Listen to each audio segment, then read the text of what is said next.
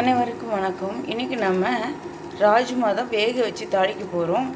இது வந்து கிட்னி பருப்புன்னு சொல்லுவாங்க. இதை நான் ஒரு நாள் ஃபுல்லாக நைட்டு ஊற வச்சிட்டேன். இப்போ இதை நான் வேக வைக்கிறேன். நைட் ஃபுல்லாக ஊறிடுச்சு. இப்போது நான் வந்து ஒரு டம்ளர் அளவுக்கு எடுத்திருக்கேன். இதை வந்து குறைஞ்சது ஒரு 10 விசிலாவது விடணுங்க.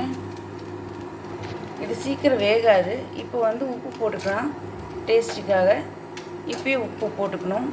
இதை வந்து 10 விசில் விட்டு வேக வச்சு எடுத்துக்கலாம். தண்ணி கொஞ்சம் சேர்த்து ஊற்றுங்க, சீக்கிரம் வேகாது. பாருங்கள், நல்லா வெந்துடுச்சு. இந்த மாதிரி நல்லா வேகணும். இப்போ தாளிச்சிக்கலாம். இப்போ ஒரு கடாயில் பற்ற வச்சு எண்ணெய் ஊற்றிக்கலாம். எவ்வளோ எண்ணெய் வேணுமோ அவ்வளோ ஊற்றிக்கலாம். நான் 2 ஸ்பூன் விட்டுருக்கேன். எண்ணெய் நல்லா காயட்டும்.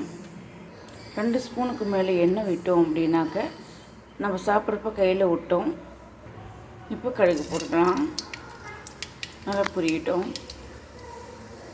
கடுகு பொரிஞ்சதுக்கப்புறம் வெங்காயம், கருவேப்பந்தலை, வரமிளகு போட்டுக்கலாம். இதை நல்லா வணக்கிக்கலாம். நல்லா வணக்கிட்டோம். இப்போ நல்லா வணங்கிட்டு இப்போ கிட்னி பீன்ஸ் போட்டுக்கலாம்.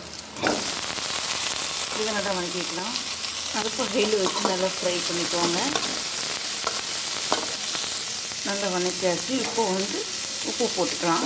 அப்போ வந்து வேக வைக்கிறதுக்காக போட்டு இப்போ வெங்காயம்லாம் போட்டுக்கோம் இல்லையா, உப்பு கம்மியாக இருக்கும். இப்போ உப்பு போட்டு நல்லா வணக்கிக்கலாம். இப்போது இந்த பருப்புக்கு தகுந்த மாதிரி தேங்காய் போட்டுக்கலாம். நல்லா ஃப்ரை பண்ணிக்கலாம். அடுப்பு ஹையில் வச்சுக்கோங்க. தேங்காய் வந்து வர தேங்காயை கண்டிப்பாக இருக்கக்கூடாது, இளம் தேங்காயாக தான் இருக்கணும். அப்போ தான் டேஸ்ட் கிடைக்கும்.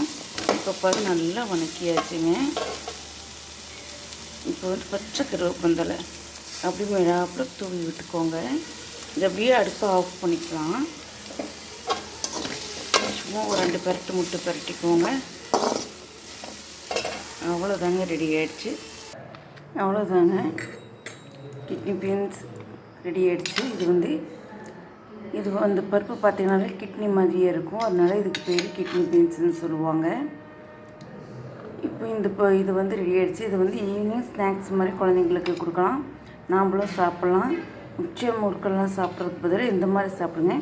இந்த மாதிரி வீடியோஸ் நீங்கள் பார்க்கணுன்னா நம்மளுடைய பேஜை ஃபாலோ பண்ணிக்கோங்க. சங்ககிரி வேணிஸ் கிச்சனை ஃபாலோ பண்ணிக்கோங்க.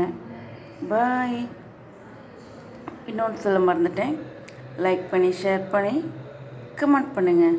பாய்.